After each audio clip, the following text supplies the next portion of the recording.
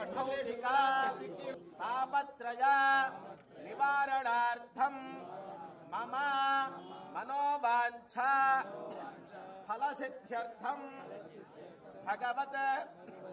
भागवत आचार्य कैंकर्य रूपम अस्मिन् वैकुंठ एकादशी पर्व दिवसे भगवतः मुख उल्लासनार्थं लोकक्षेमार्थं ग्रामक्षेमार्थं श्री कल्याण वेंकटेश्वर स्वामिनः कृपा कटाक्ष सिद्ध्यर्थं कल्याण महोत्सव कर्म आचार्य श्रीहस्तेन कारयिष्ये प्रदानं सिद्ध्यर्थं वृद्ध्यर्थं अभ्युदयार्थं च श्रीवेंकटमहादेवः గ్రామంలో ఎంతో అత్యంత వైభవపేతంగా కళ్యాణం చేస్తున్నాము.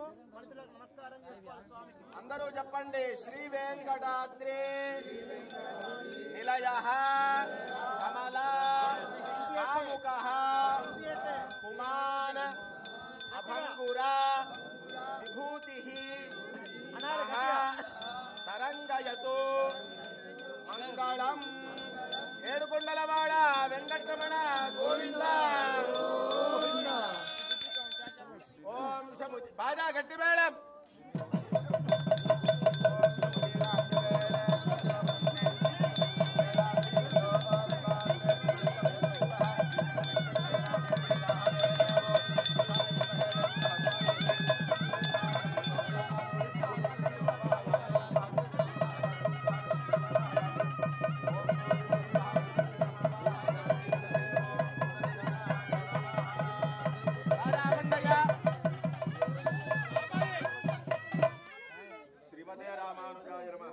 तुषाराद्रि समच्छायं तुलसीदामभूषणं तुरंगवदनं वंदे तुंग सारस्वतप्रदं. ఇవాళ పర్వ దివసం, ముక్కోటి ఏకాదశి పర్వ దివసం. అన్ని ఏకాదశుల కంటే ఈ ఏకాదశి చాలా విశేషమైనది. ఎందుకంటే ఈ ఏకాదశి కోసం ముక్కోటి దేవతలు కూడా ఎదురు చూస్తారు. ఎందుకనంటే మన వెంకటేశ్వర స్వామి వారు 4 నెలలు నిద్రలో ఉంటారు. యోగ నిద్ర అంటారు దాన్ని. ఆషాఢ శుద్ధ ఏకాదశి నుంచి కార్తీక శుద్ధ ఏకాదశి వరకు 4 నెలల పాటు చాతుర్మాస్యం అంటారు. 4 నెలల కాలాన్ని. ఈ 4 నెలల్లో స్వామి యోగ నిద్రలో ఉండి సృష్టి ఎట్లా చెయ్యాలి, సృష్టిని ఎట్లా సంరక్షించాలి అని వారు సంకల్పిస్తూ ఉంటారు. తర్వాత కార్తీక మాసంలో వచ్చే శుద్ధ ఏకాదశి నాడు స్వామి మేల్కొంటారు. మేల్కొన్న తర్వాత స్వామి మొదటిసారి ఎప్పుడు బయటికి వస్తారా, ఎప్పుడు మనమందరం ఎట్లాగైతే స్వామివారి గురించి ఎదురు చూస్తామో దర్శనం గురించి దేవతలందరూ కూడా ఆ వైకుంఠ ద్వారం దగ్గర నిలబడి అందరూ ఎదురు చూస్తారట. ఈరోజు స్వామి నిద్ర మేలుకొని బయటికి వచ్చి మాకు ఎప్పుడు దర్శనం ఇస్తారు అని. అట్లాగా ఉత్తర ద్వారం గుండా పరమాత్మ శ్రీవైకుంఠంలో బయటికి వచ్చి దేవతలందరినీ కూడా అనుగ్రహిస్తారు. అందుకనే దీనికి వైకుంఠ ఏకాదశి అని ముక్కోటి దేవతలు కూడా వచ్చి ఈరోజు స్వామివారిని దర్శించుకుంటారు. కాబట్టి ముక్కోటి ఏకాదశి అని, దీనికి మోక్ష ఏకాదశి అని కూడా మరొక పేరు. ఇంత విశిష్టమైనటువంటి పర్వ దివసంలో మనం స్వామివారి యొక్క క్షేత్రంలో స్వామివారి యొక్క కళ్యాణ మహోత్సవాన్ని జరుపుకుంటూ ఉన్నాం. కళ్యాణం అంటే ఏంటి? స్వశ్రేయసం శివం భద్రం కళ్యాణం మంగళం శుభం భావుకం భవికం భవ్యం కుశలం క్షేమమస్త్రియాం అని చెప్తుంది సంస్కృత నిఘంటువు. కళ్యాణం అంటే క్షేమము. మనము దేని గురించి అయితే ప్రార్థిస్తామో దాన్ని క్షేమము మంగళము అని అంటాం. మనమందరం కూడా క్షేమంగా మంగళంగా ఉండాలని కోరుకుంటాం కదా. మనకు కూడా పాడి పంటలన్నీ కూడా బాగా ఉండాలి, బాగా పండాలి, ఐశ్వర్యం కూడా వృద్ధి చెందాలని కోరుకుంటాం. దాన్నే కళ్యాణం అంటారు సంస్కృతంలో. స్వామికి కళ్యాణం జరిగితే మనందరికి కూడా మంగళం జరిగినట్టే లెక్క. ఎందుకంటే స్వామి సర్వవ్యాపకుడు. మన లోపల కూడా పరమాత్మనే ఉన్నాడు. ఆ కొండలో పరమాత్మనే ఉన్నాడు, చెట్టులో పరమాత్మ ఉన్నాడు, పశుపక్ష్యాదులు అన్నిట్లలో కూడా పరమాత్మనే ఉన్నాడు అంతర్యామిగా. మనకి వేదం చెప్తుంది, అనోరణీయాన్ మహతో మహీయానాత్మా గుహాయాం నిహితోస్య జంతోః అని. సమస్త సర్వవ్యాపకుడుగా పరమాత్మ ఉన్నాడు అని వేదం చెప్తుంది. కాబట్టి పరమాత్మక కళ్యాణ మహోత్సవం చేస్తే సమస్త సృష్టి కూడా మంగళం జరుగుతుంది, క్షేమం జరుగుతుంది అని ఆగమశాస్త్ర నిర్వచనం. అందుకని అటువంటి సంకల్పం చేసుకొని మన గ్రామము, మన తండాలు, అట్లాగే తండాలో ఉండేటటువంటి సమస్త జనానీకము, పశుపక్షాది అన్ని ప్రాణులన్నీ కూడా క్షేమంగా ఉండాలని చెప్పి సంకల్పం చెప్పుకున్నాం. ఇప్పుడు ముందుగా విశ్వక్సేన ఆరాధన అనేది జరుగుతూ ఉన్నది. అక్కడ ఎవరి విశ్వక్సేనులు? వెంకటేశ్వర స్వామి వారి యొక్క సర్వ సైన్యాధ్యక్షులని విశ్వక్సేనులు అంటారు. మనకి తిరుమలలో ఈరోజు అక్కడ ఉత్తర ద్వార దర్శనం. అక్కడికి వెళ్ళిన వాళ్ళు చాలా మంది, వెళ్ళిన మహాపురుషులు మహాత్ములందరూ కూడా ఇక్కడ ఉన్నారు, అందరికీ తెలుసు. ఉత్తర ద్వారం నుంచి వెళ్ళి ఇట్లాగా వచ్చేటప్పుడు అక్కడ ఒక చిన్న మందిరం ఉంటుంది.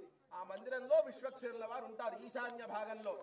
ఆయన స్వామివారి యొక్క సర్వ సైన్యాధ్యక్షులు. స్వామి బయటికి రావాలన్నా విశ్వక్సేనుల యొక్క అనుమతి ఉండాలి. అందుకనే బ్రహ్మోత్సవంలో కూడా మొదటి రోజు సాయంత్రం విశ్వక్సేనుల వారు బయటికి వచ్చి ఏర్పాట్లన్నీ కూడా బాగా జరిగాయా, పందిళ్లు వేశారా, వచ్చిన భక్తులందరూ కూడా సౌకర్యాలన్నీ బాగా చేశారా, నీళ్లు చలివేంద్రాలన్నీ కూడా ఏర్పాటు చేశారా, వైద్య శిబిరాలన్నీ ఏర్పాటు చేశారా అన్నీ ఈయన చెకింగ్ చేస్తారట. ఎట్లాగైతే ఒక ప్రధానమంత్రి, ఒక రాష్ట్రపతి వస్తే ముందుగా సెక్యూరిటీ గార్డ్స్ వచ్చి వాళ్ళంతా కూడా చెకింగ్ చేస్తారు. వాళ్ళు గ్రీన్ సిగ్నల్ ఇచ్చిన తర్వాతే రాష్ట్రపతి వస్తారు. అట్లాగే పరమాత్మ రావాలంటే ముందు సైన్యాధ్యక్షులు వచ్చి అంతా కూడా పర్యవేక్షించి స్వామివారికి అయ్యా మీరు రావడానికి సర్వం సిద్ధము అన్న తర్వాత స్వామి తెల్లారి నుంచి రకరకాల వాహనాల పైన స్వామి వచ్చి ఆ తిరుమాడ వీధుల్లో భక్తులందరినీ కూడా అనుగ్రహిస్తూ ఉంటారు. అటువంటి విశ్వక్సేనుల్ని మనం ఇప్పుడు ఆరాధించుకున్నాం. శ్రీ వైష్ణవ సంప్రదాయంలో విశ్వక్సేనులు కేవలం సైన్యాధ్యక్షులు మాత్రమే కాదు, ఆయన గురువు, ఆచార్యులు. అష్టాక్షరి మహామంత్రము పరమాత్మ నుంచి విశ్వక్సేనులకి, విశ్వక్సేనుల నుంచి గురు పరంపరగా అందరికీ అందింది. కాబట్టి ఆయన గురువు కూడా. మన సనాతన వైదిక ధర్మంలో ముందుగా అస్మద్గురుభ్యో నమః, శ్రీ గురుభ్యో నమః అని అనకుండా ఏ పని చెయ్యం. అందుకని ఇక్కడ విశ్వక్సేన ఆరాధన చేస్తే సమస్త గురువులని కూడా ఇక్కడ పూజించినట్టే లెక్క, గురు పూజ జరిగినట్టు. అటువంటి గురువు గారి యొక్క ఆశీర్వచనాన్ని అక్షతల రూపంలో మనమందరం కూడా స్వీకరిద్దాం. అట్లాగే పక్కన కలశంలో పుణ్యాహవాచనం అనే కార్యక్రమం జరుగుతుంది. పుణ్యాహం అంటే మీరంతా కూడా ఎంతో భక్తి శ్రద్ధలతో స్వామివారికి ఇక్కడ కళ్యాణం చేయించాలి, ఇక్కడ పెద్ద కార్యక్రమం నిర్వహించాలని చెప్పి రకరకాల వస్తువులను కూడా తీసుకొని వచ్చారు. పూలు, పళ్ళు, కొబ్బరికాయలు అన్నీ తెచ్చారు. అవన్నీ ఎక్కడి నుండి తెచ్చిండ్రు? దుకాణం నుంచి తీసుకొచ్చారు, కొట్టు నుంచి. అక్కడికి ఎట్లా వచ్చినాయి అది మనకు తెలియదు.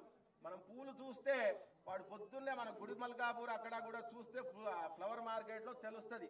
కిందంతా కూడా బురద ఉంటుంది. వాడు లారీ నుంచి బురదలనే సంచేస్తాడు, వాడు ఆ సంచి మీదనే ఎక్కుతాడు, ఇంకో సంచి అందుకుంటాడు. మరి అటువంటి పూలతోని స్వామికి పూజ చేయవచ్చా? పనికిరావు కదా. మనకి పువ్వు కోసేటప్పుడే ఇది నాకు బాగున్నది నేను పెట్టుకుంటాను కోస్తే దేవుడికి పనికిరాదు.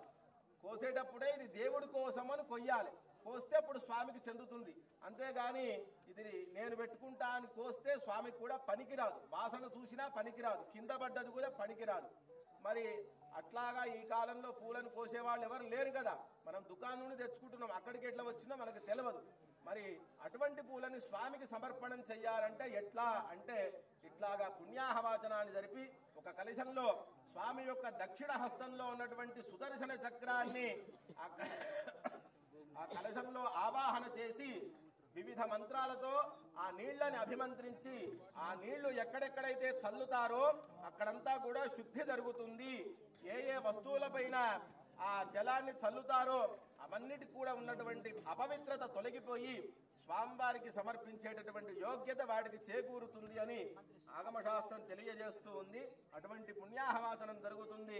తదనంతరం ప్రధానమైనటువంటి కళ్యాణ మహోత్సవం ప్రారంభమవుతుంది. అందరూ చక్కగా వీక్షించండి. ఇత్తమేగా ఎంబ్రోక్తం పుణ్యాహం దీక్షితోత్తమై కూర్చోడానికి ఏమి చైర్స్ ఏం లేవా? వేసుకోండి, కూర్చోండి. ఎంతసేపు నుంచి చైర్ తీసుకురండి. భూదేవి మనల్ని మోస్తున్న తల్లి కాబట్టి ఆ ఇద్దరు కూడా మన అమ్మలే. మన అమ్మలంటే మన కూతుర్లైనా తల్లులైనా వాళ్లే. మన ఇంటి అమ్మాయిలుగా భావించి మనం కన్యాదానం చేయాలి. చేస్తే అప్పుడు ఆ కన్యాదాన ఫలితం అనేది మనకి లభిస్తుంది. కాబట్టి అటువంటి వెంకటేశ్వర స్వామి వారికి ఇప్పుడు మన ఇంటి అమ్మాయిలు అనుకుందాం కాసేపు. కన్యాదాతలైన మీరందరూ కూడా ఆ మహాలక్ష్మి అమ్మాయి నా బిడ్డనే, ఆ భూదేవి కూడా నా బిడ్డనే, అప్పుడు నా బిడ్డల్ని వాళ్ళకి ఇవ్వాలి అంటే ఎవరికి పడితే వాళ్ళకి ఇస్తారా?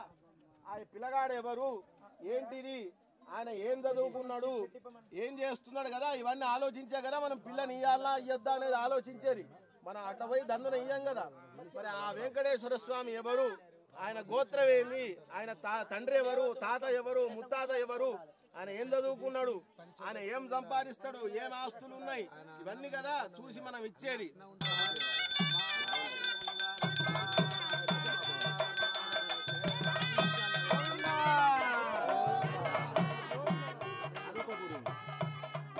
ఇంతవరకు వర పూజ అంటారు దీన్ని. ఆ పిల్లగాడు వరుడు అంటే పిల్లగాడు, ఆ పిల్లగాడిని గౌరవించడం, రాగానే కూర్చోబెట్టి కాళ్ళు కడిగి ఆ అలసట తీరడానికి మొదపలకం ఇచ్చి మంచి కట్టుకోవడానికి కొత్త బట్టలు ఇస్తే వరపూజ పూర్తయిన కాదు. ఇప్పుడు ఏం చేయాలి? ప్రధానమైనటువంటి కన్యాదానం.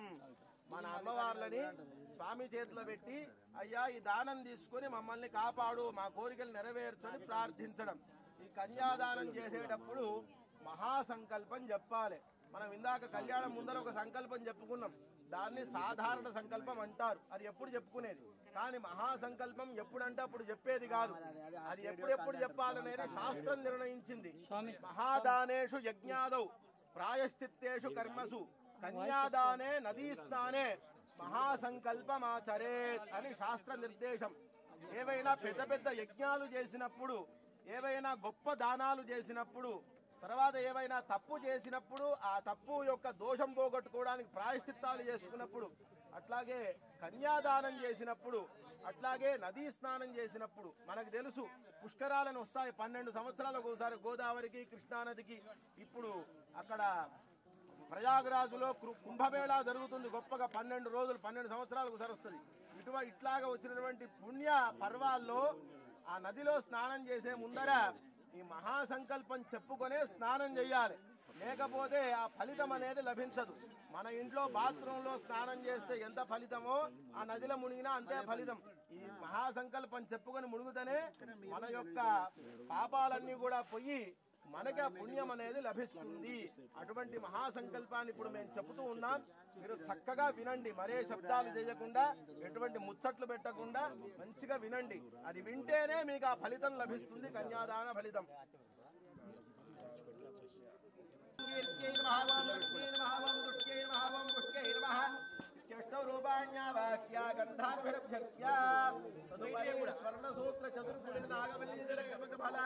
అందరమే జలేసే వస్త్ర హేమాంగుళీయగా మకరకుండల మనోహరైః పాత్రే పరిశోభితం ఛత్రజామరాంకుపచారైః సహ వైష్ణవ పూర్వకవాగత్యా సంప్రవేశ్య ప్రసక్మంతే నిమంత్రేణ వేదికో విరిక్షిపేద్. ఓం ప్రసక్మంతా ధియసారసా వయమిని వరేభిర్వరవే స్వర్గేయ ఇదజ్ఞేయ దేవస్యార్ఘ్యవాద్యాదిపునిజ్ఞాన దత్వా ప్రాణానాయమ్యా. తీసుకోండి, ఇంతగా ఉంది ఐస్ క్రీమ్.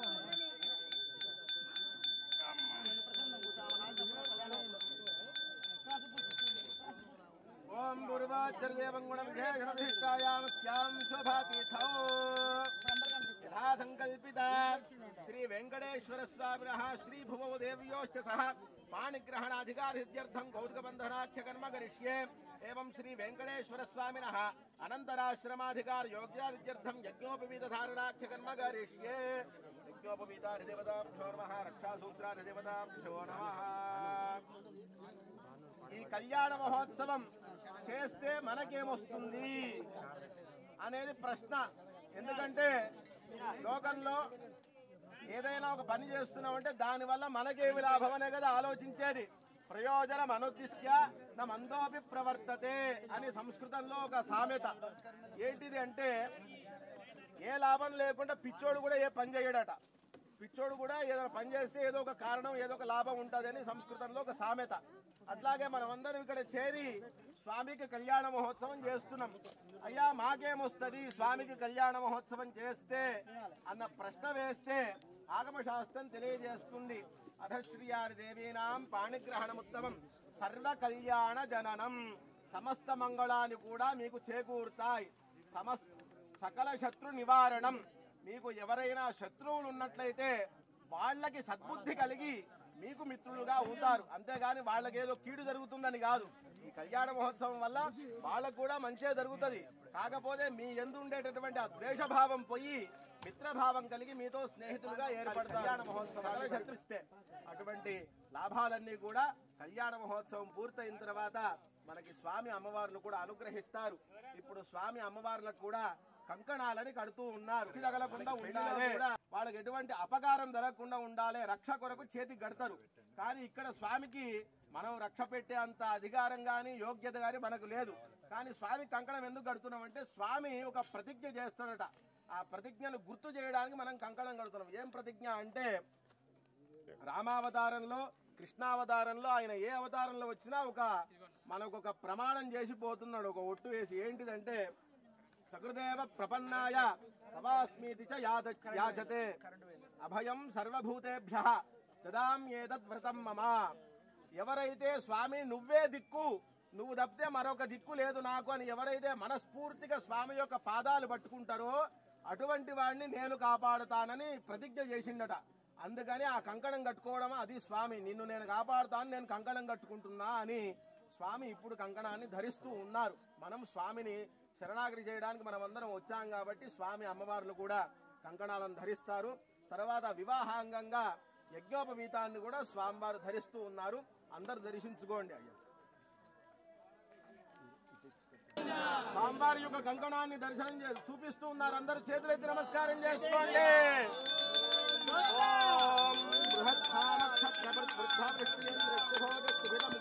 చప్పట్లు గట్టిగా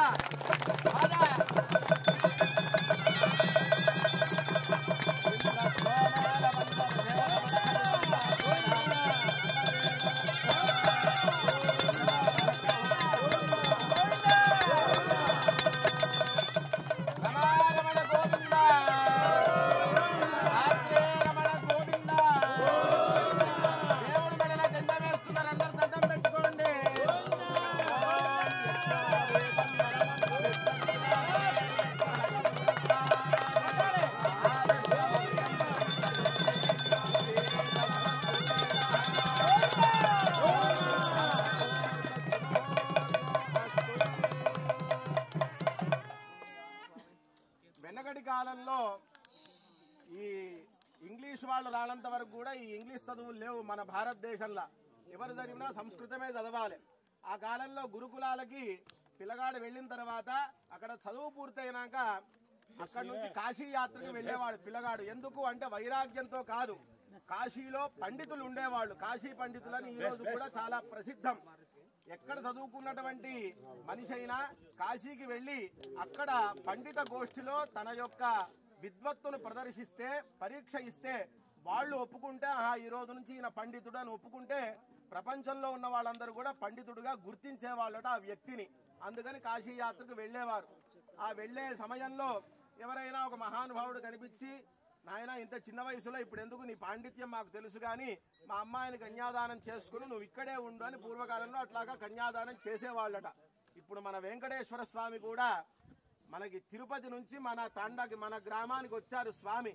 వచ్చిన స్వామికి మనం మన అమ్మాయిని ఇవ్వాలనుకుంటాం కదా, అందుకని స్వామివారికి అమ్మాయిని ఇవ్వాలి. ఇక్కడ లక్ష్మీదేవి అంటే ఎవరో కాదు, మన ఇంట్లో అందరి ఇళ్లలో ఉంటుంది లక్ష్మీదేవి కదా. లక్ష్మీదేవిని ఆ లక్ష్మీదేవితో సంబంధం లేదు అనుకునే వాళ్ళు ఎవరు ఉండరు భూమి మీద. అట్లాగే భూదేవి అంటే మనం పొద్దున్న లేస్తే పుట్టినప్పటి నుంచి చివరి వరకు కూడా మనల్ని మోసేది కాపాడేది. మాతా విత్తం పితాశ్రుతం బాంధవాహ కులమిచ్చంతి మృష్టాన్నమితరే జనాహ అని. ఎవరు పెళ్లి చేసినా ఎక్కడ చేసినా ఇవే చూస్తారు. ఏంటిదంటే కన్యా వరయతే రూపం. పెళ్లి చేసుకోబోయే ఆ అమ్మాయి ఆ పెళ్లి కూతురు ఏం కోరుకుంటుందట, నాకు కాబోయే మొగుడు బాగా అందగాడై ఉండాలి, మిగతా అవన్నీ అనవసరం ఆమెకు, బాగా అందగాడై ఉంటే చాలది. ఇక పిల్ల తల్లి ఏం కోరుకుంటాడట, నాకు కాబోయేటటువంటి అల్లుడు బాగా పైసలు ఉన్నోడు ఉండాలి. మాతా విత్తం బాగా పైసలు ఉన్నోడు బాగా ఆస్తున్నాడు, నాకు అల్లుడు కావాలి, నా బిడ్డకు మొగుడు అటువంటి వాడు కావాలని కోరుకుంటది పిల్ల తల్లి. ఎందుకంటే నా బిడ్డ సుఖపడుతుంది, ఎటువంటి కష్టాలు లేకుండా మంచిగా ఉంటుందా తల్లి యొక్క అభిప్రాయం. అట్లాగే పితాశ్రుతం తండ్రి ఏం చూస్తాడట, అమ్మాయి తండ్రి బాగా చదువుకున్న వాడై ఉండాలి నాకు కాబోయే అల్లుడు. ఎందుకంటే పైసలు ఇవాళ ఉంటాయి రేపు పోతాయి, కానీ చదువు ఉంటే ప్రపంచంలో ఏ మూలకు పోయినా మళ్ళీ తిరిగి పైసలు సంపాదించుకోగలుగుతాడు. అట్లాగే చదువు ఉంటే ఎక్కడ ఎట్లా మాట్లాడాలి, ఎక్కడ ఎట్లా వ్యవహారం చేయాలనే జ్ఞానం ఉంటుంది కాబట్టి బాగా చదువుకున్నోడే నాకు అల్లుడు కావాలని తండ్రి చూస్తాడట.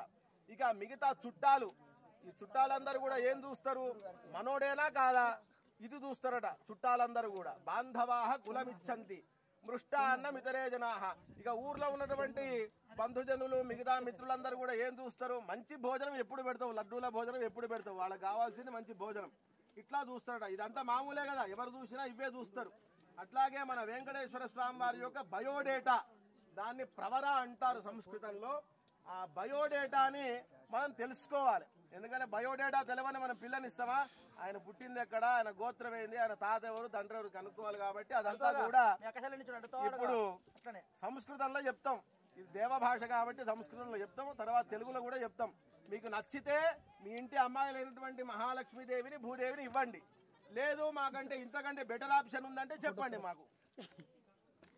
ఓం అనంతవేర శాఖాధ్యాయనే అచ్యుత పరబ్రహ్మణే ఆదినారాయణాయ నిరాకార సాకార పరవ్యూహ విభవాంతర్యాం యర్చావతార పంచారుషేయ ప్రవరాన్విత అచ్యుత గోత్రాద్భవాయ చతుర్దశ భువనాధీశ్వరాయ అఖిలాండ కోటి బ్రహ్మాండ నాయకాయ తత్వాతీతాయ సకల నిష్కళంక స్వరూపాయ సురాసురార్చిర పార్వత్మయుగళాయ అఖిల లోకోన్నత పవిత్రాయ ఆర్తత్రాణపరాయణాయ పరే పరబ్రహ్మ శర్మణోనప్త్రే వ్యూహే ప్రద్యుమ్న శర్మణః పౌత్రాయ విభవే వాసుదేవ శర్మణః పుత్రాయ అర్చావతారే శ్రీ వెంకటేశ్వర స్వామి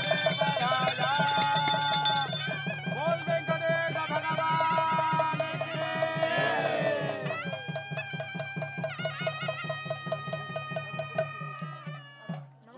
ఇక స్వామి యొక్క బయోడేటా, ఆ స్వామి పేరు వెంకటేశ్వర స్వామి. ఆయన గోత్రం ఏంటిదయ్యా అంటే అచ్యుత గోత్రము. నిజానికి అచ్యుత అనేది ఆయన పేరు. నిజానికి పుట్టుకే లేని వాని గోత్రం ఎక్కడిది, గోత్రం అంటే వంశము అని అర్థం. గోత్రం అంటే వంశం.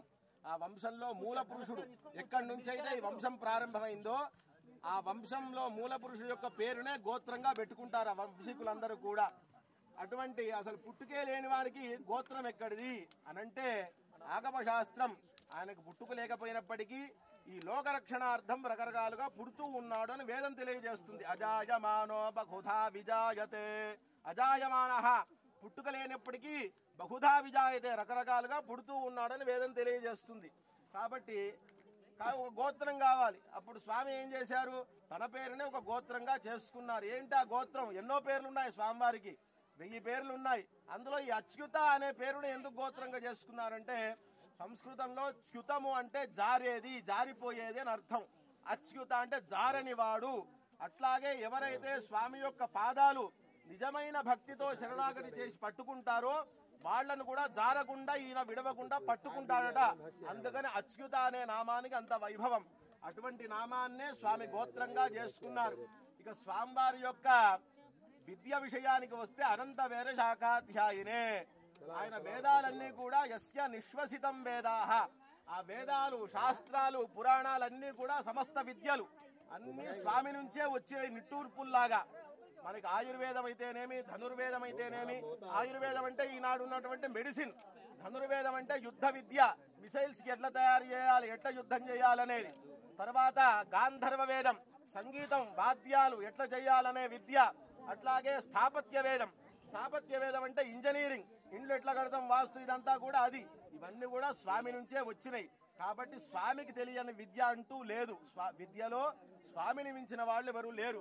ఇక రూపానికి వస్తే సాక్షాత్ మన్మథ మన్మథ పుంసాం మోహన రూపాయ అని మనకి రామావతారంలో రామచంద్ర స్వామి అడవుల వెంట వెళితే అక్కడ ఉన్నటువంటి ఋషులు మునులందరూ కూడా రామచంద్ర స్వామి యొక్క అందాన్ని చూసి ఆహా మేము కూడా పెళ్లి చేసుకుంటే బాగుండు రామచంద్ర స్వామిని అని వాళ్ళు కోరుకున్నారట. అప్పుడు రాముడు ఈ అవతారంలో అవకాశం లేదు, వచ్చే అవతారంలో మీ అందరికి కూడా మీ కోరిక నేను నెరవేరుస్తానని చెప్పి వాళ్ళకి వరం ఇచ్చాడు స్వామి. తర్వాత అవతారం ఏంటిది? కృష్ణావతారం. కృష్ణావతారంలో ఈ ఋషులందరూ కూడా 16,000 గోపికలుగా వాళ్ళందరూ కూడా బృందావనంలో పుట్టారు. వాళ్లతో స్వామి అనుగ్రహించి అట్లాగా వివాహం చేసుకున్నట్టుగా ఉన్నారు. వాళ్ళ యొక్క కోరిక నెరవేర్చారు స్వామి. కాబట్టి అందంలో స్వామిని మించిన వాళ్ళు ఎవరూ లేరు. మామూలుగా లోకంలో కవులందరూ కూడా మగవాణ్ణి వర్ణించేటప్పుడు మన్మధుడితో పోలుస్తారు. ఆ మన్మధుడికే ఈయన తండ్రి. కొడుక్కే అందం ఉంటే, అంత అందం ఉంటే తండ్రికి ఎంత ఉండాలి. కాబట్టి సౌందర్యంలో ఆయనను మించిన వాళ్ళు ఎవరూ లేరు. ఇక అధికార విషయానికి వస్తే 14 లోకాలు అంటాం. మన ఉన్నది భూలోకం, మన పైన 6 లోకాలు ఉన్నాయి, మన కింద 7 లోకాలు ఉన్నాయి, మొత్తం 14 లోకాలు. ఈ 14 లోకాలకు ఒక సర్కిల్ గీస్తే, ఒక గుండు సున్నాలా గీస్తే దాన్ని ఒక బ్రహ్మాండం అంటారు. ఇటువంటి బ్రహ్మాండాలు ఎన్నో ఉన్నాయి. అందుకనే పరమాత్మని అనేక కోటి బ్రహ్మాండ నాయకుడు అని ఆయనకు పేరు. కాబట్టి అటువంటి బ్రహ్మాండాలకే ఆయన అధీశ్వరుడు. కాబట్టి అధికారంలో ఆయనను మించిన వాళ్ళు ఎవరూ లేరు. సమస్త దేవతలు కూడా ఇవాళ వైకుంఠంలో ద్వారం దగ్గర నిలబడినట్టే అధికారం కోసం స్వామి దగ్గర ప్రతిరోజు వాళ్ళు నిలబడతారట. వెంకటేశ్వర స్వామి యొక్క సుప్రభాతంలో వస్తుంది ఇదంతా. కాబట్టి అధికారంలో ఆయనను మించిన వాళ్ళు ఎవరు లేరు. ఎవరిని ఎక్కడ అధికారంలో ఉంచాలన్నా ఆయన అనుమతి లేనిది ఎవరు రాలేరు. కాబట్టి అధికారంలో ఆయనను మించిన వాళ్ళు లేరు, అందంలో మించిన వాళ్ళు లేరు. ఇక ఐశ్వర్యం విషయానికి వస్తే మీకు తెలుసు, తిరుపతి వెంకటేశ్వర స్వామి దగ్గర ఎంత ఐశ్వర్యం ఉన్నదో. 7 కొండలకు కూడా బంగారు కవచం చేయించవచ్చు. అక్కడ కేరళలో అనంత పద్మనాభ స్వామి దగ్గర ఎంత బంగారం ఉన్నది, ఎవరు లెక్క పెట్టేంత బంగారం ఉన్నది. ఎవడైనా లెక్క పెడితే వాడి ఆయుష్ సరిపోదు. అంత ఐశ్వర్యం గలవాడు పరమాత్మ. కాబట్టి అందంలో గాని, ఐశ్వర్యంలో గాని, అధికారంలో గాని, విద్యలో గాని ఆయనను మించిన వాళ్ళు ఎవరూ లేరు. ఇప్పుడు చెప్పండి, మీ అమ్మాయిని ఇస్తారా? ఇంతకంటే పెద్ద గొప్పవాడు దొరుకుతాడా? చెప్పండి. వేరే ఆప్షన్ ఉంటే చెప్పండి. లేదయ్య గారు మాకు ఇంతకంటే వేరే ఒక ఆయన ఉన్నాడు పక్క ఊర్లో, ఇంతకంటే పెద్ద ఆయన అంటే చెప్పండి, మేము పోతాం అక్కడికి. దొరకరు కదా, మీరు ఈ జన్మాంతం వెతికినా దొరకరు, ఏ జన్మలో కూడా దొరకరు. కాబట్టి మీరేం చెప్పాలి? సంతోషంగా చెప్పండి అందరు గట్టిగా, అహో దాస్యామి, అహో దాస్యామి, అహో దాస్యామి. సంస్కృతంలో అహో అంటే సంతోషం, అహో భాగ్యం, అహో భాగ్యం అన్నట్టుగా. ఆహా ఎంత సంతోషం, తప్పకుండా దాస్యామి, మా అమ్మాయిలను ఇస్తాము అని ఒప్పుకోవడం అనమాట. ఇప్పుడు మన ఇంటి విషయం కూడా స్వామికి చెప్పాలి కదా. స్వామి విషయం మనం తెలుసుకున్నాం, మన అమ్మల విషయం కూడా తెలుసుకోవాలి. మనం ఎటువంటి దృఢమైన సంబంధం కలిగి ఉన్నామో తెలుసుకోవాలి, అది కూడా మనం విందాం. చతుర్వేద శాఖాధ్యాయిని సౌభాగ్య విశ్వంభరీం నిరాకార సాకార చిదీశ్వర త్రియారిషయప్రవరాన్విత సౌభాగ్య గోత్రోద్భవస్య విశ్వంభర శర్మణోనత్రీం రత్నాకర శర్మణ పౌత్రీం క్షీరార్ణవ శర్మణ పుత్రీం శ్రీదేవి నామ్నీం సాక్షాత్ లక్ష్మీం వరార్థిరేం గంజాం. బోల్ మహాలక్ష్మీ మాతా కీ. ఇక మహాలక్ష్మి అమ్మవారు, ఆవిడకే శ్రీదేవి అని పేరు. ఏంటి అమ్మవారి యొక్క గోత్రం అంటే సౌభాగ్య గోత్రం. సౌభాగ్యము అంటే ఏంటి? మనం పొద్దున లేస్తే దేనికోసమని ఉరుకులు పరుగులు పెడతామో దాన్ని సౌభాగ్యం అంటారంటే డబ్బు కావచ్చు, మంచి ఇల్లు కావచ్చు, కార్లు కావచ్చు, మన సంతానం కావచ్చు, బంగారం కావచ్చు, పాడి పంట, ఇదంతా కూడా ఒక దగ్గర రాశిలాగా కుప్పలాగా పోస్తే దానికి సౌభాగ్యము అని పేరు. అందరూ కూడా అది కావాలనే కోరుకుంటారు కదా. అందరం మేము సౌభాగ్యవంతులుగా ఉండాలని కోరుకుంటారు. అవి ఎవరి దగ్గర ఉండలో వాళ్ళని ఏమంటారు? దౌర్భాగ్యులు అంటారు. అమ్మవారి యొక్క అనుగ్రహం లేని వాళ్ళని. ఉన్న వాళ్ళని సౌభాగ్యవంతులు అంటారు. అమ్మవారు ఎవరి దగ్గర, ఎవరి ఇంట్లో ఉంటే ఇవన్నీ వాళ్ళ దగ్గరే ఉంటాయి. కాబట్టి అమ్మవారు ఆ సౌభాగ్యాన్నే తన గోత్రంగా చేసుకున్నారు. ఇక అమ్మవారి యొక్క ముత్తాత గారి పేరు విశ్వంభర శర్మ. విశ్వంభర భృ ధారణ పోషణయోహ అని ధాతువు నుండి భర అనేటటువంటి శబ్దం వచ్చింది. అంటే ఏమర్థం? ఈ విశ్వాన్ని పోషించేవాడు. తల్లే కదా పోషించేది. ధాన్యలక్ష్మి, ధాన్యలక్ష్మి ఉంటేనే మనం అన్నం తింటాం. ఐశ్వర్యలక్ష్మి ఉంటేనే మనం బట్టలు కట్టుకుంటాం, ఏవైనా అవసరాలు తీర్చుకుంటాం. కాబట్టి మనల్ని పోషించే తల్లి ఎవరు? మహాలక్ష్మి అమ్మవారు. మనల్ని కన్న తల్లి, పోషించిన తల్లి మహాలక్ష్మి అమ్మవారు. కాబట్టి అటువంటి విశ్వంభర శర్మని ముత్తాతగా చేసుకున్నారు. తర్వాత రత్నాకర శర్మని తాతగారిగా చేసుకున్నారు. రత్నాకరుడు అంటే ఎవరు? సముద్రుడు. సముద్రం నుంచే రత్నాలు, మణులన్నీ కూడా వస్తాయి. అందుకని సముద్రుడినే తాతగారిగా చేసుకున్నారు. తర్వాత క్షీరార్ణవ శర్మ, పాల సముద్రం నుంచి అమ్మవారు సముద్ర మథనం చేసినప్పుడు పాల సముద్రం నుంచి అమ్మవారు పుట్టారు. కాబట్టి ఆ పాల సముద్రుడినే తండ్రి గారిగా చేసుకున్నారు మహాలక్ష్మి అమ్మవారు. దానికంటే పవిత్రమైనది మరొకటి లేదు. దాన్ని ఇచ్చాం. స్వామి కూర్చున్నారు. కూర్చున్న తర్వాత ఏం చేయాలి? కాళ్ళు కడగాలి. కాళ్ళు కడిగినాక కదా కన్యాదానం చేసేది. ఇప్పుడు స్వామి అక్కడ కాళ్ళు కడుగుతున్నారు. మీరందరూ కూడా చేతులు జోడించి కళ్ళు మూసుకొని మీరే ఆ వెంకటేశ్వర స్వామి యొక్క పాదాలు కడుగుతున్నట్టుగా భావన చెయ్యండి.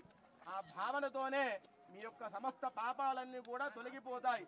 ఎందుకంటే ఆ పాదాలు కడిగితే ఆ పాదాల నుంచి వచ్చినటువంటి ఆ నీళ్లు గంగా. ఆయన స్వామి వామనావతారంలో వచ్చి 3 అడుగులు నేల తీసుకున్న తర్వాత ఆయన త్రివిక్రముడై 3 అడుగులు కొలిచిన తర్వాత 1 అడుగుతో పైలోకాలు కొలిచినప్పుడు ఆ పాదము బ్రహ్మలోకానికి వెళ్ళినప్పుడు ఈ బ్రహ్మదేవుడు పుట్టినప్పటి నుంచి ఎప్పుడు కూడా తన తండ్రి యొక్క పాదాలను చూడలేదు. ఎందుకంటే బ్రహ్మదేవుడు పుట్టింది విష్ణుదేవుడి యొక్క నాభి నుంచి పద్మంలో స్వామి బ్రహ్మదేవుడు పుట్టినప్పటి నుంచి తన తండ్రి పాదాన్ని చూడలే. ఈ సమస్త సృష్టి స్థితి లయాలకు మూల కారణం ఎవరో ఆయన యొక్క పాదాలు చూడలే. మొదటిసారి ఆ పాదం వచ్చినప్పుడు అరికాల్లో ఏం కనిపించిందట ఆయనకి? శంఖము, చక్రము, అంకుశము, ధ్వజము, కల్పవృక్షము ఇవన్నీ కూడా అరికాల్లో కనిపించాయట ఆ బ్రహ్మదేవుడికి. కనిపించగానే ఆహా, ఇది ఎవరి పాదమో కాదు, నా తండ్రి యొక్క పాదము, ఈ లోకాన్ని సృష్టించిన ఆయన యొక్క పాదం అని చెప్పి వెంటనే తన పక్కన ఉన్నటువంటి ఆ కమండలాన్ని తీసుకొని ఆ పాదాన్ని వెంటనే కడిగాడట. కడిగినప్పుడు ఆ బొటనవేలు నుంచి జారినటువంటి ఆ ధారనే గంగా నది. అందుకనే మనకి పురాణాల్లో కానివ్వండి, వేదాల్లో కానివ్వండి, గంగా నదికి ఉన్నటువంటి ఆ గొప్పదనం మరే నది కూడా లేదు. కాబట్టి ఇక్కడ ప్రక్షాళన చేస్తూ ఉన్నారు. ఆ నీళ్లను కూడా మీ మీద చల్లుతారు. అది సాక్షాత్తు గంగా జలమే. చక్కగా అందరు దర్శనం చేసుకోండి. బాగా తప్పుడు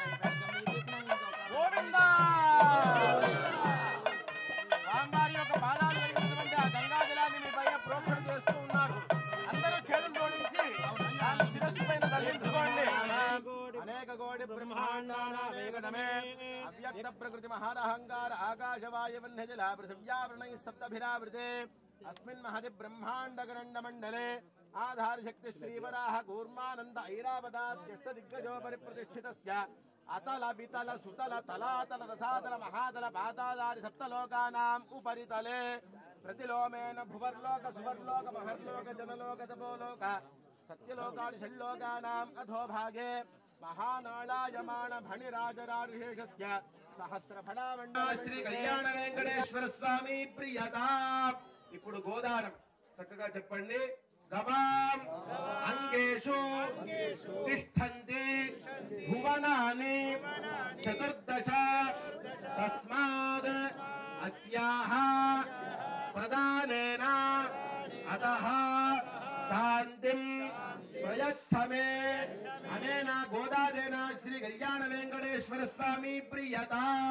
మీరు మానసికంగా ఆవులను కూడా స్వామివారికి దానంగా ఇస్తున్నట్టుగా భావించండి.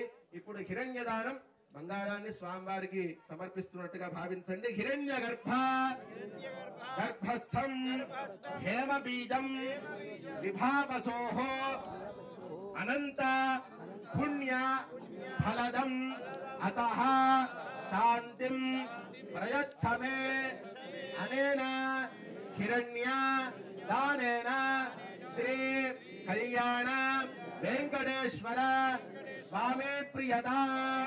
ఇప్పుడు సాలగ్రామ శిలాచక్రే భువనాని చతుర్దశ తస్మాద్ అస్యాః ప్రదానేన అతః శాంతిం ప్రయచ్చమే అనేన సాలగ్రామదానేన శ్రీ కళ్యాణ వెంకటేశ్వర స్వామి ప్రియత.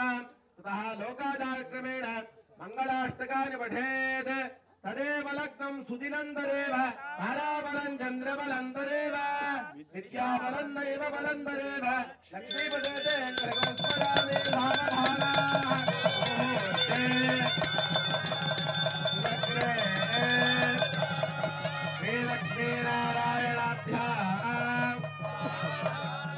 శ్రీకాంత ఉదకుంభ కుంకుమపని రంభో గుణానాం నిధి పూర్వాచార్య జగదంబ సేవితపద శ్రీపాంచరాత్రాగమ విశ్వక్షేణ విభీషణ ప్రభృతిభిర్భక్తైः సదా సేవితః ఆయాన్న భగవాన్ పురాణ పురుషః కుర్యాత్ సదా మంగళం సావధానాః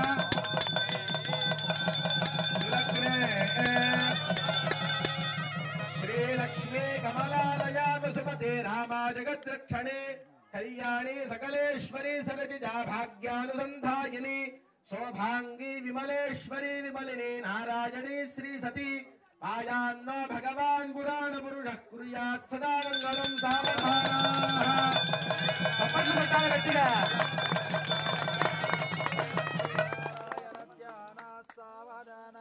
శ్రీరంగే గరుడాచలేంద్రగిరౌ సింహాచలే మందిరే వైకుంఠే కనకాచలే యదిగిరౌ నారాయణాఖ్యాచలే లోకాలోకమహాచలే చదిజధౌ పుణ్యాచలేష్వాశ్రయః ఆయాన్నో భగవాన్ పురాణ పురుషః కుర్యాత్ సదా మంగళం సావధానాః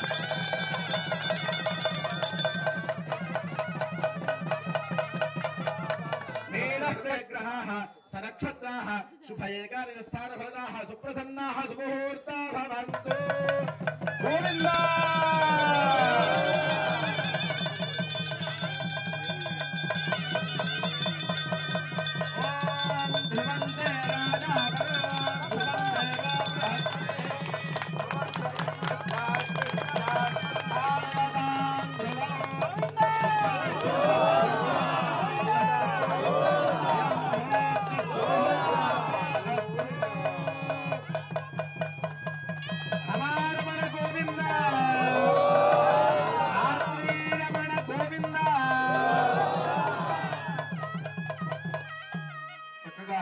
ఏకాదశి పర్వ దివసంలో అభిజిత్ లగ్నంలో స్వామివారికి సుముహూర్త జీలకర్ర బెల్ల సమర్పణం జరిగింది. ఇప్పుడు స్వామివారికి మాంగళ్య సూత్ర సమర్పణం. స్వామివారి అమ్మవార్ల యొక్క గళసీమలు అలంకరిస్తారు. మనకి జీలకర్ర బెల్లం వధూవరులు ఆ పెళ్లి పిల్లగాడు పెళ్లి పిల్ల కూడా ఒకరి తల మీద ఒకరు పెట్టుకునేటటువంటి సంప్రదాయం మన దేశంలో ఉంది. ఆచారంగా దక్షిణ భారతంలో, ఉత్తర భారతంలో వాళ్ళకి తెలియదు కానీ మన వైపు ఆచారంగా ఉన్నది. అది ఎందుకు అది పెడితే జుట్టంతా కూడా ఖరాబ్ అవుతుంది. కొద్దిసేపు ఈ మాడ వేడికి అదంతా బెల్లం కరిగి ఇట్లా కారుతుంటది. ఎందుకు పెడతారు అంటే పూర్వకాలంలో అబ్బాయి ఎవరో అమ్మాయికి తెలియదు, అమ్మాయి ఎవరో అబ్బాయికి తెలియదు. ఆ మంటపంలోనే ఒకరికొకరు చూసుకుంటారు మొదటిసారి. అట్లా జరిగేది వెనకటి కాలంలో పెళ్లిళ్ళు. అయితే వెనకటికి మీ అందరికి తెలుసు, పెద్ద మనుషులందరూ ఇక్కడ ఉన్న వాళ్ళకు కూడా చిన్న వయసులోనే పెళ్లి చేసేటోళ్ళు. 8 ఏళ్లు రాగానే 8-9 ఏళ్ళ లోపు పెళ్లి అయిపోయేది. పిల్లగానికి 11 ఏళ్ళు ఉండేటి, పిల్లకి 8 ఏళ్ళు ఉండేటి, ముడి పెట్టేటోళ్ళు అయిపోయేది. అప్పటోళ్లే మంచిగున్నారు, మంచిగా సత్సంతానం ఆయుష్ ఎంత బాగా ఉన్నారు. మన పెద్దలంతా హాయిగా మనం ఉన్నామా? అసలు జీవితం అంటే వాళ్ళది, మనది కాదు. మన పొద్దున్న లేస్తే నెత్తి నొప్పులు పంచాయతీలు, వాళ్ళు ఎంత సుఖంగా ఉన్నారు. ఒక్కొక్కరు కూడా వేదంలో చెప్పినట్టు 10 మందిని అన్నారు. వేదం చెప్పింది దశాస్యాం పుత్రానాథే హిపతి మేఘాధజంకృతి అని 10 మందిని అన్నారు. ఆ 10 మంది కూడా ఆయుష్మంతులై వాళ్ళ ముందర తిరుగుతున్నారు. జీవపుత్రులు అంటారు వాళ్ళని. 10 మందిని కంటే అందులో ఒకరు కూడా పోకుండా ఉంటే వాళ్ళు చాలా పుణ్యాత్ములు అన్నమాట. అట్లాగా మన పెద్దలందరూ కూడా బతికిండ్రు. అట్లా ఒకరినొకరు చూసుకోకుండా వాళ్ళు పెళ్లి చేసుకున్నారు. చేసుకున్నప్పుడట ఆ చిన్న పిల్ల ఆడుకుంటుంటది తోటి పిల్లలతోని. ఆమెకు తెలియదు పెళ్ళంటే ఏందో తెలియదు. ఇక తీసుకొస్తారు, అక్కడ కూర్చోబెడతారు, పెళ్లి చేస్తారు. ఇక నువ్వు రేపటి నుంచి వేరే ఊరికి పోవాలి, వేరే ఊళ్ళో ఉండాలని చెప్తే ఆ పిల్లకి ఎట్లా ఉంటది? తల్లిని, తండ్రిని, ఆ అక్కను, తమ్ముడిని, అన్నను వీళ్ళందరూ వదిలిపెట్టి నేను ఎక్కడో వేరే వాళ్ళు తెలియని వాళ్ళ ఇంటికి పోయి ఉండాలంటే ఎంత ఏడుస్తుంది ఆ పాప. ఆ ఏడ్చి కళ్ళన్నీ కూడా ఎర్రగైతాడు ఆ పిల్లకు. ఆ ఎర్రటి కళ్ళతోని పిల్లగాడిని చూస్తే పిల్లగాడు మాడిపోతాడని మధ్యలో తెరబడతాడు. ఆ తెర బట్టి ఆ సుముహూర్తం ఏదైతే వాళ్ళు మొదటిసారి చూసుకుంటే మంచి జరుగుతుందో ఆ ముహూర్తంలోనే తెర తీస్తారు. అందుకనే మన పెళ్లిలో దానికి ప్రాధాన్యత. అట్లా తీసినప్పుడు ఒకసారి ఆ పిల్లగాడు ఆ పిల్ల ఒకరినొకరు చూసుకున్నప్పుడు ఒకరి అందం ఒకరికి నచ్చి ఒక్కొక్కసారి మూర్ఛపోతారట అందానికి. పూర్వకాలంలో అట్లా జరిగేదని పెద్దలు చెప్తారు. అట్లా మూర్ఛపోకుండా ఈ జీలకర్రను బెల్లాన్ని ఇక్కడ మాడల పెడితే వాళ్ళగా మూర్ఛ రాదు అని ఒక ఆయుర్వేదం. ఇది ప్రతి కారణానికి ఒక పెద్ద ఇది ఉంటది. మన పెళ్లిలో వివాహ ప్రక్రియలో ప్రతి చిన్న పనికి కూడా ఎంతో రహస్యం ఉంటది. దాని వెనుక అంత గొప్ప వైదిక ధర్మం, సనాతన ధర్మం మనది. ఇప్పుడు మన స్వామి అమ్మవార్లు కూడా జీలకర్ర బెల్లం అయింది. ఇప్పుడు అమ్మవారిని మాంగళ్య సూత్రంలో ఆవాహన చేశారు, అర్చన చేశారు. ఇప్పుడు స్వామి అమ్మవార్ల యొక్క గళసీమలో ఆ మాంగళ్య సూత్రాన్ని అలంకరిస్తున్నారు. ఓం మూర్ఛానం దివో అరదంబు సద్యావై స్వాదనమృతాయ నాదమగ్నం భగవో సంభ్రాజమతి సింజనానాం ఆసన్నానాత్రింద్రేంద్రేవాః దీపం సందర్శయామి.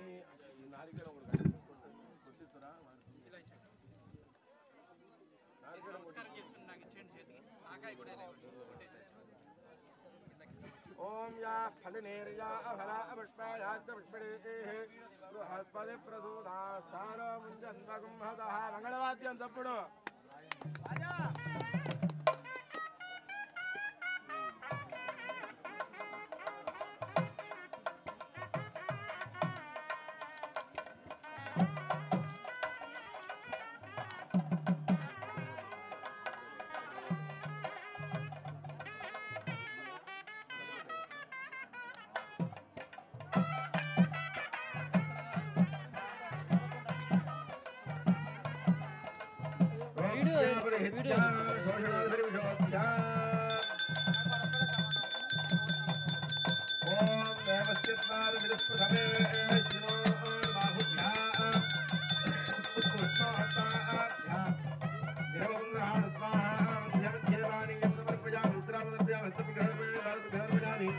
తాంబూలం సమర్పయామి, సువర్ణమంత్రం దక్షిణాం సమర్పయామి. మంగళనీరాజనం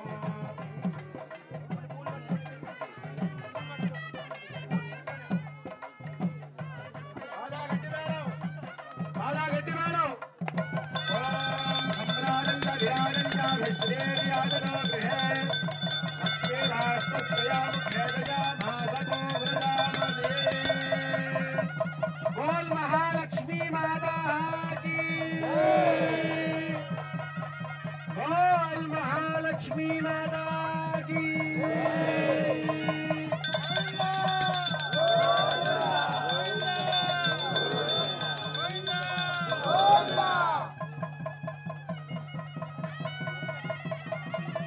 ఇప్పుడు ఆ అమ్మవార్లకి సమర్పించబోయేటటువంటి ఆ మంగళ సూత్రాలని మీ అందరికి కూడా చూపిస్తారు. మీరందరూ కూడా ఎక్కడి వాళ్ళు అక్కడ చేతులు ఎత్తి నమస్కారం చేసుకోండి. ఎందుకంటే మామూలు పెళ్లిళ్ళల్లో అయితే అమ్మాయి మేనమామ వచ్చి ఆ పుస్తలు తీసుకొని పోయి అక్కడ ఉన్నటువంటి పెద్ద ముత్తైదువులు ఎవరైతే ఉంటారో వాళ్ళకి ముట్టిస్తారు. ఎందుకంటే ఈ అమ్మాయి కూడా ఆ పెద్ద మనిషి లాగానే సుమంగళిగా ఉండాలి, చాలా కాలంగా ఉండాలని చెప్పి ఆమె ఆశీర్వదిస్తది. కానీ ఇక్కడ ఉన్నది అమ్మలని కన్నా అమ్మ, సర్వ జగత్తులకు కూడా మూల కారణమైనటువంటి అమ్మవారు. కాబట్టి తల్లి యొక్క మంగళ సూత్రాన్ని తాకే అధికారం మనకు లేదు. కాబట్టి మీకు చూపిస్తారు. అందరూ నమస్కారం చేసుకోండి దూరం నుంచి. బాగా గట్టి మేడం.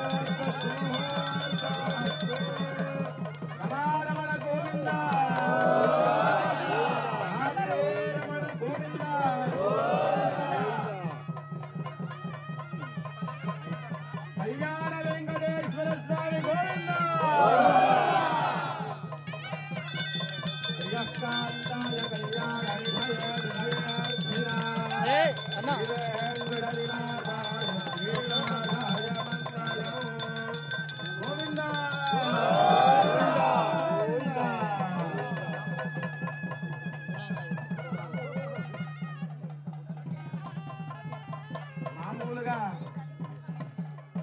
వేదము కన్యాదానం ఏమని చెప్పిందంటే అబ్బాయి యొక్క చేతిలో అమ్మాయి చేతుల్లో ఉంచి తుభ్యమహం సంప్రదతే అని నీళ్లు వదిలితే చాలు, అమ్మాయి అబ్బాయిదే, పెళ్ళైపోయినట్టే లెక్క. ఈ మంగళసూత్రం అనేది వేదంలో ఎక్కడా కనిపించదు. మరి ఇది ఎట్లా వచ్చిందంటే పెళ్లి అయిన అమ్మాయికి పెళ్లి కాని అమ్మాయికి తేడా ఏంటిది? ఇప్పుడు కన్యాదానం చేతిలో పెట్టింది, చేతిలో చేయి పెట్టి అయిపోయింది వివాహం అన్నారు. కానీ ఎప్పటికి తెలియదుగా దూరం నుంచి చూసేవారికి పెళ్ళైన అమ్మాయికి పెళ్లి కాని అమ్మాయికి తేడా. అందుకని మనకి మహర్షులు ఒక పద్ధతి ఏర్పాటు చేశారు. పెళ్ళైన ఆడవాళ్లు చక్కగా మంగళ సూత్రము, ఒక పసుపు తాడు చక్కగా బంగారంతో చేసినటువంటి ఒక 2 సూత్రములని పుస్తెలని మెడలో ధరించాలి. బంగారానికి అధిదేవత మహాలక్ష్మి అమ్మవారు.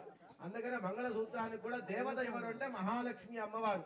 ఏ స్త్రీ అయితే ఆ మంగళ సూత్రాన్ని మెడలో ధరిస్తుందో, పసుపు కుంకుమ కాటుక పువ్వులు కూడా ఏ స్త్రీ అయితే ధరిస్తుందో ఆమె సాక్షాత్తు మహాలక్ష్మి అమ్మవారి యొక్క స్వరూపమే అని సాక్షాత్తు లక్ష్మీ అమ్మవారే చెప్పారు పురాణంలో. ఏ స్త్రీ అయితే ఇవన్నీ కూడా కలిగి ఉంటుందో ఆమె నా యొక్క రూపమే అని అమ్మవారు తెలియజేశారు. అటువంటి పుణ్య స్త్రీ మనకి పొద్దున్న లేవగానే కనిపిస్తే అమ్మవారిని దర్శించుకున్నట్టే శుభాలన్నీ కూడా కలుగుతాయి. ఎటైనా ప్రయాణానికి వెళ్ళినప్పుడు అటువంటి ముత్తైదు ఎదురొస్తే మనకి శుభం కలుగుతుందని చెప్పి, ఎందుకంటే మహాలక్ష్మి అమ్మవారి యొక్క స్వరూపం. అట్లాగా మన అమ్మవార్లు కూడా మన ఆచారాన్ని పాటిస్తూ మంగళ సూత్రాన్ని ధరించాలి. ఇప్పుడు అక్షతారోపణం తలంబ్రాలు అంటారు, చక్కగా వేడుకగా చేసుకునేది, అది కూడా ఇప్పుడు జరుగుతుంది.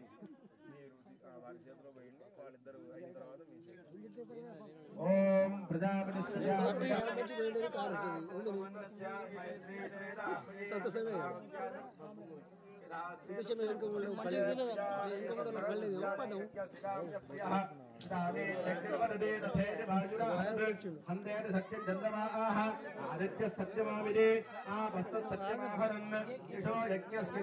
అందరూ చెప్పండి.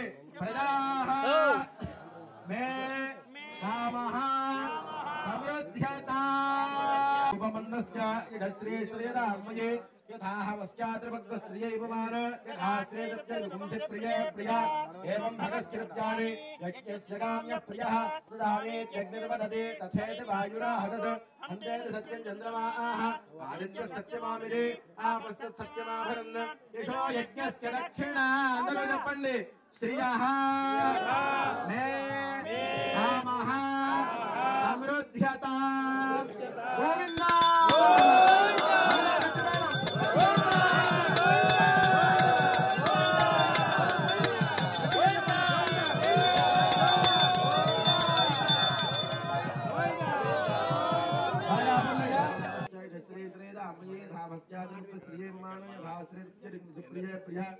एवं भगवत्यानि यज्ञस्यामि प्रिया नामी जग्निर्वदते तथेति वायुराहत अन्ते चंद्रमाः आदित्य सत्यमामिने आवसत्यमाभरणेषो यज्ञस्य दक्षिणा.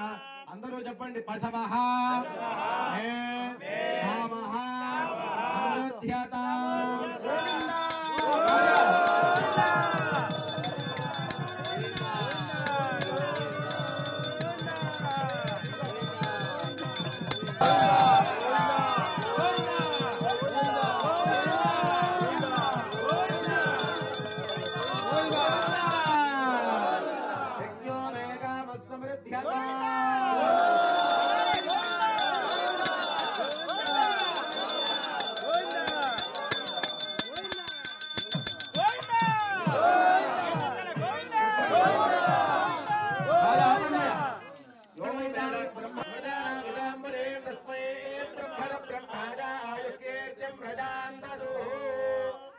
ఈ తలంబ్రాలు పోసుకునేటప్పుడు పెళ్లిలో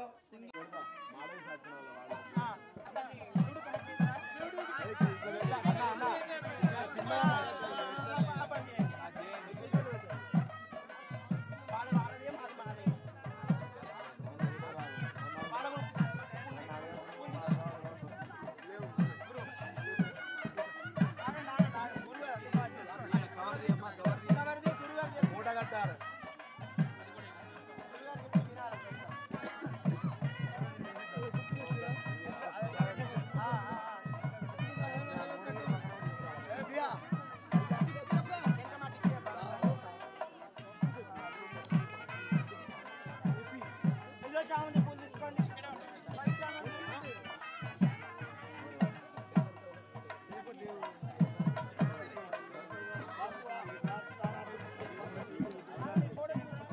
గోవిందా గోవిందా గోవిందా గోవిందా గోవిందా గోవిందా గోవిందా